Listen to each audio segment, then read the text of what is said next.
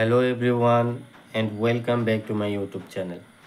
তো আজি এটা খুবই ইম্পৰ্টেণ্ট এটা নোটিফিকেশ্যন ইস্যু হৈছে হায়াৰ এডুকেশ্যন ডিপাৰ্টমেণ্টৰ পৰা government of Assam Dispur Guwahati. So এই নোটিছটো স্পেচিয়েলি এডমিশ্যন ৰিলেটেড যিবিলাক ষ্টুডেণ্টে ডিগ্ৰী ফাৰ্ষ্ট ছেম বা ছেকেণ্ড ইয়েৰৰ HS ছেকেণ্ড ইয়েৰৰ এডমিশ্যন কৰে সিহঁতৰ এটা স্কিম থাকে ফি ৱেইভাৰ স্কিম বুলি। কিছুমান পেইড থাকে, কিছুমানৰ ফি ৱেইভাৰ স্কিম থাকে য'ত নেকি কিছু পৰিমাণে এই যে ফি ষ্ট্ৰাকচাৰটো আছে সেইটো ৰেহাই দিয়া হয়। চ' সেইটো লৈ এটা নটিফিকেশ্যন ইছ্যু কৰিছে, বোলে আমি চাওঁ নটিছটো কি হয়। In partial modification of the earlier office memorandum number 2 दिया है dated 28/04/2025 regarding fee waiver scheme.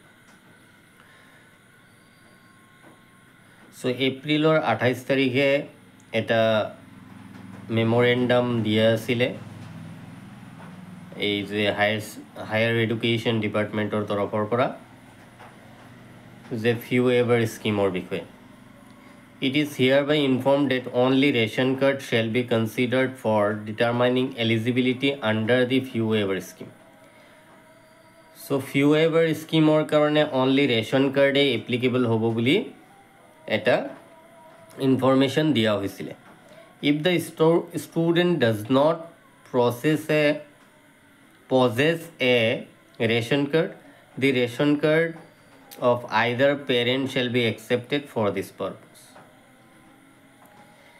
So ration card jodi student possess nokore mane student or jodi ration card nai jodi parents oru ase tothapi accept kora hobo. Accordingly, the income certificate of the parents is no longer a valid document for availing the benefits of the fee waiver scheme. So income certificate to bortoman valid nohoy, valid document নহয় for availing the benefits of fee waiver scheme. Fee waiver scheme to পাবলৈ হলে বৰ্তমান income সাৰ্টিফিকেটটো valid এটা documents নহয়, হেতু লৈহে এটা notice issue কৰা হৈছে। সো নোটিসটো আজিয়ে ইস্যু কৰা হৈছে। সো তোমালোকে এইটোৰ প্ৰতি অলপ আৱেৰ থাকিবা যে income certificate is no longer a valid document for availing the benefits of the fee waiver scheme. So তোমালোকে ৰেশন কাৰ্ডটো